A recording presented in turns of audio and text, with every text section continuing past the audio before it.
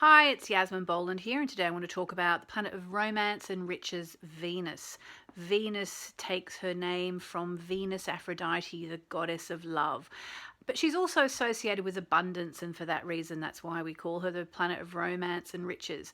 Also associated, for those of you who are into the Hindu goddesses, with Lakshmi, who's the goddess of beauty, love, and abundance, among other things.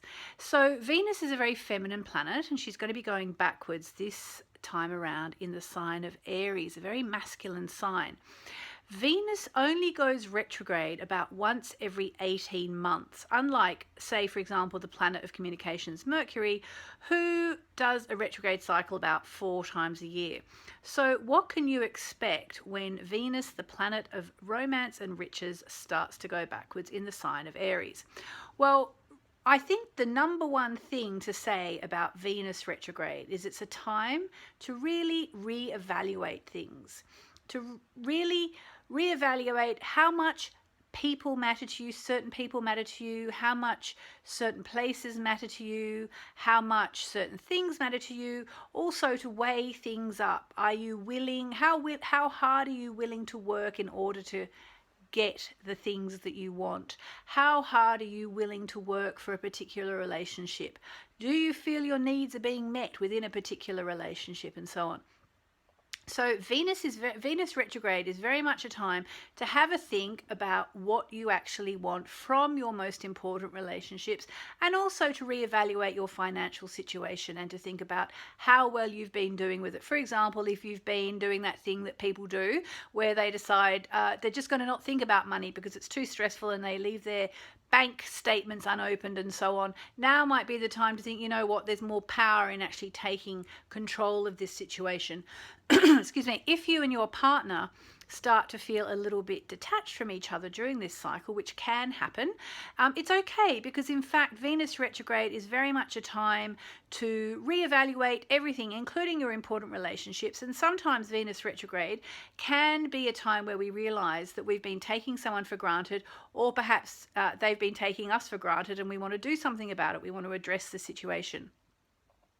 If you have broken up from someone that you would love to reunite with, if you're still in love with them and you think there's still some hope for the situation, Venus retrograde is a very good time to reunite with someone, because Venus is about love and the retrograde is all about looking to the past. At the same time, sometimes even someone you'd forgotten about, an ex, can reappear, sometimes for closure, so you finally can put that in the past, and sometimes for reconciliation. Venus retrograde is a really important thing to work with, a really important astrological phenomena to work with, for the simple reason that it's all about the heart. It's about getting back in touch with what we really love, how we feel about love, how much we're valuing the people in our life, and also getting in touch with our own self-worth.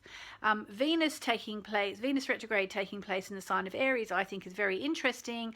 Aries being the sign associated with the planet Mars, which is all about masculinity, and Venus is going backwards. It's the first sign of the zodiac. It's like a reset for Venus and femininity, and of course we've already seen that around the world with all the women's movements springing up now and the women's marches and so on. So Venus retrograde doesn't actually start until March the 3rd, and it will run until April the 15th. But I think we've already been feeling the Venus retrograde power. So the question is really, how are you going to use the Venus retrograde? Some of the things you can do, I think, are to reevaluate your finances, to renegotiate any contracts which you think need renegotiation. But I think even more importantly, it's a very good time to get back in touch with your feelings about love and romance. If you've been long-term single, for example, maybe it's time to think about, do I really want to be in a new relationship, a proper relationship? What really matters to me in a relationship? Have I been accepting less than I should in my past relationships? And if you're attached and things are just fine, that's great. There could be some feeling of separation between you and your partner during this cycle, but it's nothing to worry about. It's really just like an adjustment that you get every 18 months to make sure neither of you is taking the other for granted. So there you have it, a bit about Venus retrograde. I'm creating a course with Udemy all about this. I'm right in the middle of it, with meditations and worksheets to fill out and so on, to help people make the most of Venus retrograde. It's not online yet, so I can't give you any more details than that, but stay tuned. Overall though, think about Venus retrograde as a chance to reevaluate everything, okay? I'm going to leave it there. Thanks for tuning in, and I'll be back more later with more about Venus retrograde.